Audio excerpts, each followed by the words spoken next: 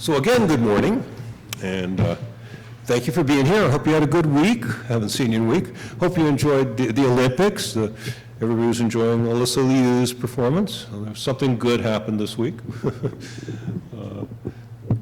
And I want to thank my colleagues in presenting this service, Alan Goto, our videographer, Kathy Mikuni, who is the real Egyoji today, Kyoko Okura Gibbs, who did our flowers and helped Kathy keeping the Nijin clean for us, and Howard Hayes, our organist, and of course Mike Gillespie, our chairperson.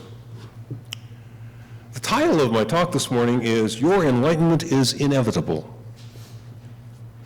I also want to discuss how this enlightenment is the key focus of our religion, although famously, the diminution of suffering in our lives and in those of others is also crucial.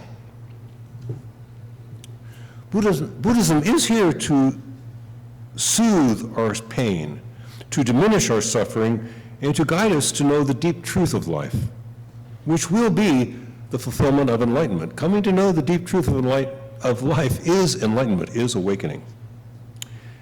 And so essentially what I want to speak about this morning amounts to the question of what is the fundamental purpose of the Buddha Dharma? My retired colleague, Ron Kabato, used to say, Buddhism isn't about Buddhism. And so that's right, Buddhism isn't about Buddhism. Buddhism is about the resolution of our difficulties, the finding of the truth, and the awakening to profound insight, the attaining of enlightenment. Buddhism is not the promotion of itself as an institution of Buddhism, Bukkyo, or the Buddha Dharma. That's not the fundamental point. The key point is resolving our difficulties and moving toward enlightenment, or allowing enlightenment to move us toward enlightenment. Enlightenment is understood fully only by the awoken ones, but we can have a glimpse of it, and we must have at least some intuitive sense of what it is in order to follow the path to it. Again, enlightenment is the extinction of our suffering, is the awakening to things as they truly are, a deep insight into the truth of things. That discernment is coming to us. Your enlightenment is inevitable. You walked in the door, it's too late now. If you want to go to the heaven of some other God, you can go there, but when you get there, you're going to be a Buddha. So that's what the price you pay for walking in the door here. If we see things as they are, we can live effectively, and we can have lives that are fulfilling. So why can't we see things as they are? Well, there's several reasons. First, we make the wrong suppositions. Seeing the soul, thinking that we are this soul thing, this thing that our body dies and it goes on. No, the body is me, man. This is me. I'm right here. And the thing is that out of this body emerges consciousness, personality, wisdom, compassion, foolishness, all that stuff comes out of here. So that theory that we're something inside, that's a mistake. That is a mistake. We're not a thing. We're a process. We're a movement through things.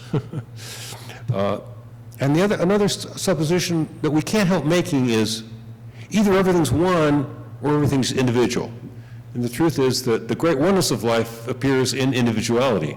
Our friends in other traditions just say over and over, emptiness is form and form is empty. Yeah, I mean, that's it, but that's a little too succinct. That's a bit too succinct to be inspiring in my opinion. But there is a deep oneness of all things. That poem of Mary Oliver's I read to you last week, whether you're talking about your dog or your cat or your mother or your father, if they passed, are they entirely gone or are they in that other world everywhere? This is a profound way of saying life is one. This is true. Oneness is true. But you are also you and I am me. I'm not Alyssa Liu. She is and I'm not.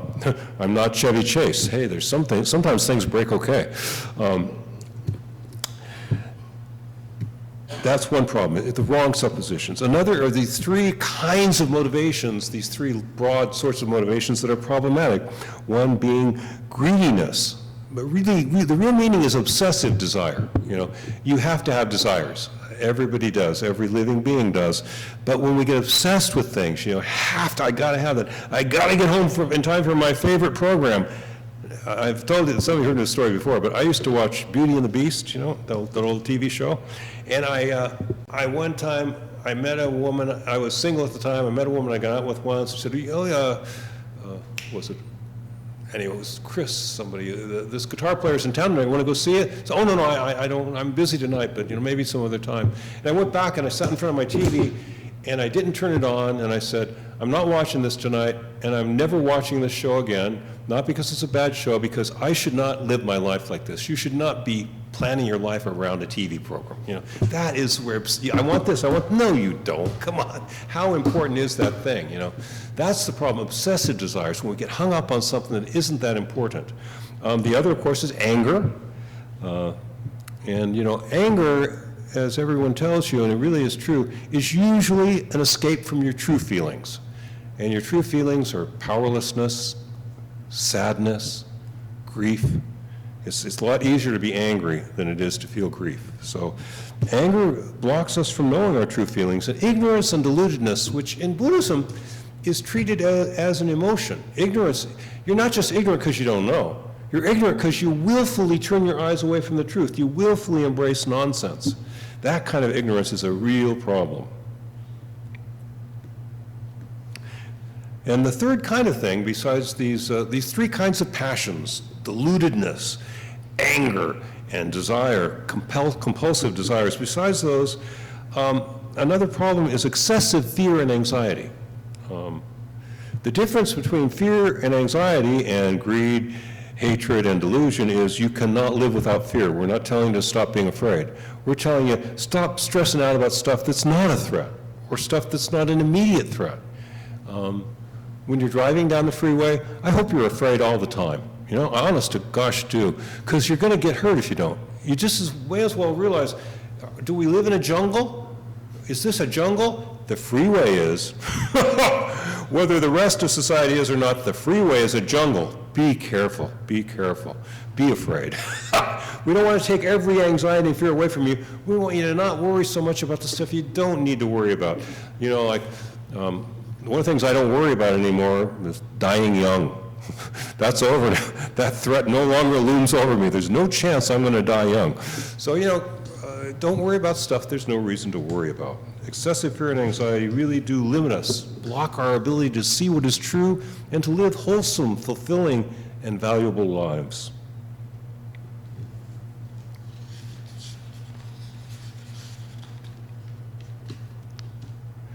Now, excessive fears we can soothe and diminish with reason and logic and social connectedness. However, again, not all of our fears are excessive, so don't try to talk yourself out of the fear that democracy is evaporating in the United States. It is. Don't try to talk yourself out of being afraid that you're losing your civil rights. You are. But to change the world is what we need to do, to change the world in such a way that that threat is vastly diminished. Just being worried and anxious doesn't help. So if you're not doing anything today, let it go, but that one's real. That's a real fear, Is the yearly flu vaccine going to give you kidney failure? My sister got kidney failure from the COVID. Yeah, one person in a million. The other 900,999, we need that stuff, So don't be afraid of stuff that's not a danger.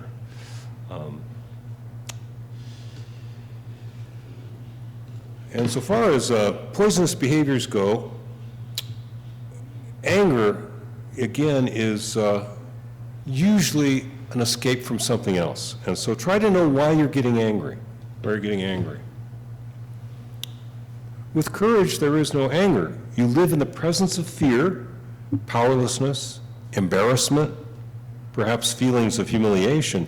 Live in the presence of those emotions, and you won't get angry. It's just, that's what it is. What it is I feel foolish. How many times have we done something like drop something and somebody laughs and you go, well, I'm sorry, these things aren't made very well. This is really, you should be able to hold on to this thing a little better than this. Who designed this pen, That's ridiculous, but I've been known to say things like that. When we are courageous enough to confront what our feelings really are, the fear doesn't totally go away, but we become strong enough to live with it. courage and wisdom and our desires are still there. But desires don't dissolve the way a secondary emotion like anger does. The desire is really there, and you have to, it's not going to just dissolve because you look at it. That's what Choyam Trungpa said, you know. If you'd be very aware of your desires, they would just disappear. It's part of the teachings of this Tibetan teacher, Choyam Trungpa, who died at the age of 44 of alcoholic cardiomyopathy. It was always a fight to see whether the alcohol would pickle his liver or kill his heart first. The heart failed first. No, you being just aware of things doesn't necessarily change them. Be aware and then change things. Change your life when you have to. So far as the Buddhist approach to dealing with our desires, it's a long process of encouraging more positive and not encouraging the less wholesome desires, letting go of the destructive desires and encouraging the positive. This is this is one of those things that maybe we'll go back to the historical Buddha. I put almost nothing in the mouth of Shakyamuni, but one of the very old analogies is, of course, the thorn analogy. And the thorn analogy was like, so he told you sometimes you're working in the garden, you get this thorn caught in your flesh, and what are you going to do? You know, sometimes the only thing you can do is take another thorn on purpose. Take that thorn and dislodge this one. It's an analogy for embracing wholesome desires and letting go of silly, destructive desires. So, you know, instead of telling yourself, oh, I don't really need to win the lottery, remind yourself, my son got that award at school last week. You know, appreciate the good, real things that you can have, the real desires that are and may be fulfilled. You know, I got to come up with new analogies, but it's just always amusing to me that this really is true. Most of you know this, but the musician, the rock guy, Alice Cooper, he was alcoholic, and he took up playing golf, and he became so obsessed with golf he stopped drinking. It worked, you know. I really like golf. That's kind of not the most important thing in the world. But man, if it means I can't play golf well when I drink, well, the heck with alcohol then, I'm going to play golf. It's a kind of a silly example, but that's just what the Buddha meant. You got some desires that are neutral or a little bit positive, and you got all these desires that are pulling you down. Embrace the positive desires. Embrace the wholesome desires. It'll help you to let go of the other stuff. Now, Buddhists say that there are 84,000 paths to the truth, and this is a broad, inclusive perspective that we have, and it's a good thing that there's 84,000 paths to the truth, as long as we're on one of them, as long as you're on one or more of them. New Age spirituality loves to quote this particular Buddhist idea, there are 84,000 paths to the truth, without seeming to explain a particular path at all. And a perfect example would be the Eckhart Tolle. Be in the moment, and be in the moment. Thank you, Eckhart, I'll remember that. There are 84,000 paths to the truth, but you got to walk on one of them. You can change them. I've changed them. I've been Catholic, Aurobindo Gose's Purna Yoga, Zen Buddhism, and I entered the Jodo Shinshu tradition 43 years ago. You can change your path, but you got to be on one of them. And just stand and say, there are many paths to the truth. Be in the moment. No, that doesn't work. Now,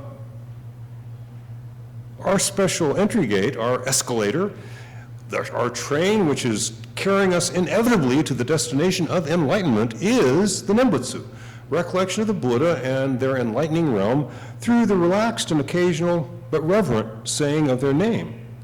Thinking or saying phrases like Namo Amida Butsu, Namo Amida Butsu. The English translation I use, you can make your own. We rely upon the source of limitless wisdom and endless life. But you know, this for us is a touchstone. We come back to it every now and then. This is real. Is my worrying about the evolution of democracy real? The destruction of democracy real? Yeah, it is, but it's not something that's pressing me today. This moment, don't have to do something about it this moment. No, this is real. Namo Amida Butsu is real. But it's very different, you know, from the way some of our friends in other traditions use sacred language.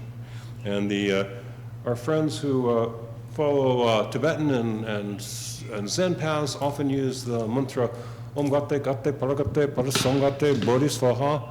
Well, that is said with incredible concentration. Om Gate Gate Paragate Parasangate Bodhisvaha. Om Gate Gate Paragate Parasangate Bodhisvaha. And you better dang well know what it means, which is really important because nobody knows what it means. But you better have a theory about what it means, since nobody knows what it means, and it does matter what it means. Our friends in the Nichiren schools, and one of the good things about doing interfaith dialogue, you learn things you don't know. And about 20 years ago, I learned that there are 37 schools of Buddhism that trace themselves back to Nichiren. Yeah, I knew about 4, 37. Well, they all chant, 36 of them chant, Namo Myoho Renge Kyo, Namo Myoho Renge Kyo, Namo Myoho Renge Kyo, over and over with great emotional commitment, whereas our Zen and Tibetan guys with Om Gate Gate, there's an intellectual focus. But with the Nichiren Shu, it's more a whole body experience. Nam Myoho, and the one group out of the 37, there was the one that pronounces it Namyo instead of Namo Myo. But in the same way, they'll sit for hours, Nam Myoho Renge Kyo, Nam Myoho Renge Kyo, or the correct pronunciation, Namo Myoho Renge Kyo, Namo Myoho Renge Kyo. We say Namo Mirabutsu occasionally, just because it reminds us that enlightenment is happening. Reality, there is this renewal process within reality itself, which is awakening. And we are on this train whose inevitable destination is enlightenment.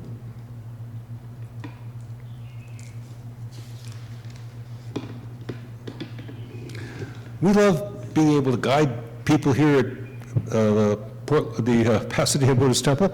We love guiding you here at PBT, helping people to find their unique paths into the truth. Each of us must find a unique path into the truth. That old number, 84,000 paths, it's actually based on an old theory of epistemology, which is crazy. It's just a number we got stuck with. The truth is there are like 7 billion plus paths. Everybody's path is a little different. Everybody's Jodo Shinshu is just a little different from the next guy's. Everybody's Zen is a little different than the other guy's Zen. So there are these innumerable pathways into the truth, and we don't want everyone to have to walk our path. We are a good place to start for nearly anyone. We're a good place to start for nearly anyone with an interest in Buddhism. We are a good place to stay for many. Jodo Shinshu, historically, we've probably had about, I'm guessing, 65, 75 million Jodo Shinshu Buddhists over the 8 centuries that we've been around. So many have found a home in our tradition. In the United States of America here, between ourselves and Ohigashi, well, probably an honest guess be about 12,000, maybe 12,000. Like 11,000 are paying dues, and there's 12 or 15 altogether. Yeah. So if you don't ask who's paying money, who's giving us money, it's probably about 15,000 of us really in the U.S. Ultimately, for our school, for this particular school, our Buddhist pathway, the way it works for you is you have to warm up to this Nembutsu practice at some point. The Nembutsu has to speak to you at some point. It doesn't have to be Namo Amida Butsu. In fact, my main teacher, Dennis Hirota, was main things. Come on, for 7.5 centuries, it was almost always Namu Amida Butsu. What happened? Namu, Namo, doesn't matter. Namu Amida Butsu, Namo Amida Butsu. Our founder, Shinran's favorite form of Nembutsu was Kimyo Jinjipo Mugeko Nirai. This was also his 8th generation grandson's favorite, Renyo Shonin. Renyo Shonin was criticized for saying Kimyo Jinjipo Mugeko Nirai because what that literally means that I rely on the Buddha whose wisdom light penetrates in all directions with no obstruction. So that's what Amida Buddha is. It's a promise we all share in. But the Tendai people from Mount Hiei said, well, you're implying that the other Buddha's wisdom is obstructed. We didn't say that. But hey, they got swords and clubs, and there's a lot of them. So, okay, Namu Amida Butsu. So Renyo went to writing Namu Amida Butsu instead of Kimyo Jinjipo Mugekyo. It doesn't matter what the words are, what the sound is. It's just a reminder that awakening is happening. Enlightenment is happening. There is a process of renewal within reality itself. Things are coming to realize. There is a positive process, and we are part of it. But over time, as we stay in this stream, Namo Amida Butsu and Namo Amida Butsu come to feel like a transformative contact with the realm of the sacred. Namo Amida Butsu, a point of contact with the realm of the sacred, this promise which is unfolding and completing itself, the promise to lead all into the light. Namo Amida Butsu comes to be the inspiring recollection of the shared Buddhist commitment to link our freedom and happiness to the well-being of all things, all living beings. The Nembutsu has all these meanings and more, but it's ultimately transcendent of its fixed meaning. It has no fixed meaning. Namo Amida Butsu is the sound of the inconceivable. Namo Amida Butsu is the sound of the inconceivable enveloping us and transforming us gradually for the better. Eliminating our anger, perhaps, decreasing our greediness, allaying our fears, drawing us out of delusion. In our stream of Mahayana Buddhism, the path is clear, being nurtured by the simple saying of the Buddha's name. The process is clear. Gradually, our anger disappears. We become strong enough to face the fears underlying it, the fears, the sadness, the grief that made us jump into anger. With the sense of some vast caring surrounding us, we can endure the fear. Our greedy attachments can loosen a bit too. Our self-justification and rationalizations can be dropped altogether. You know people like that. It's embarrassing when you meet really good people. I did a funeral for a friend of a friend named Bob, and he died at the age of about 65, and his sister got up and said, you know, he never in his life said a bad word about anybody. And I'm thinking, never in his life said a bad word about anybody. I wish I could say that, but maybe I will one day. If I keep letting the Nembutsu rattle around in the back of my head, maybe I can say, I haven't said anything negative about anybody since I was 75. Our suffering can be soothed. All suffering one day can be eliminated. It can be diminished. All suffering can be diminished. And one day we will eliminate suffering. There's no suffering that cannot be diminished. You know, I've done a lot of deathbed services, and I tell you, you know, some of you know, the first thing I do on hospice, the first thing I do is I walk in and I say hi, and I go to the sick person, I say, are you in pain? And no matter what they do, I say, he's in pain. Tell them, almost always on hospice, the rules are, this person gets this much medication, it's actually safe up to here, they get this much if they ask for more.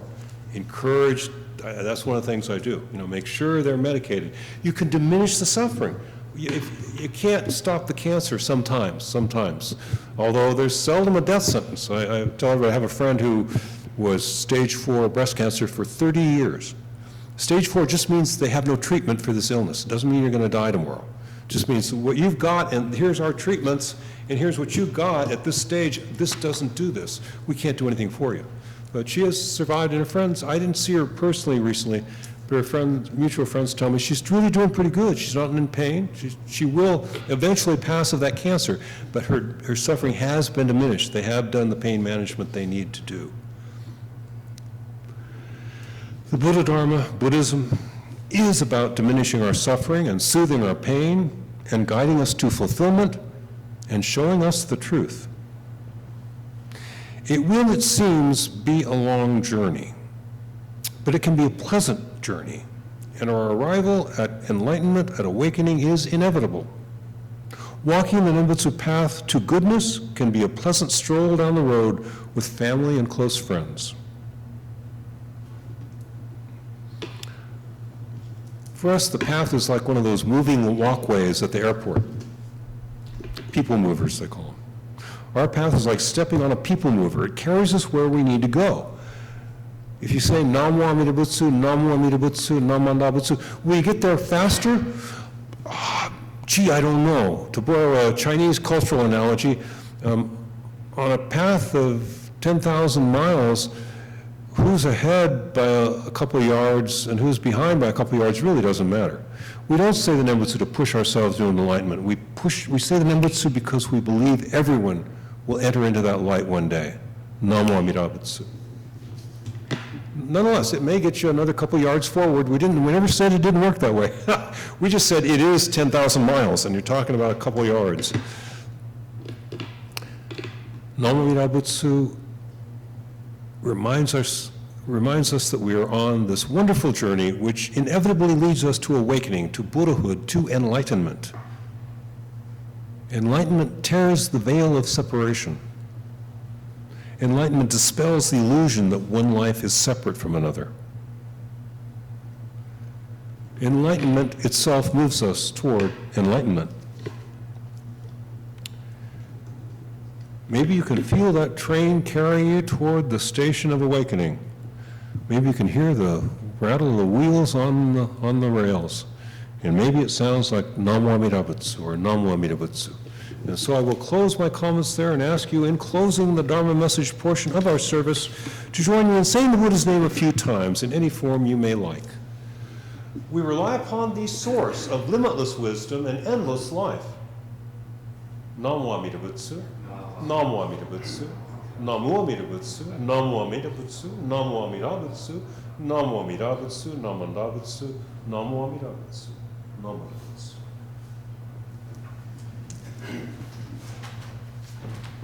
Thank you very much. Thank you, Sensei, for that talk.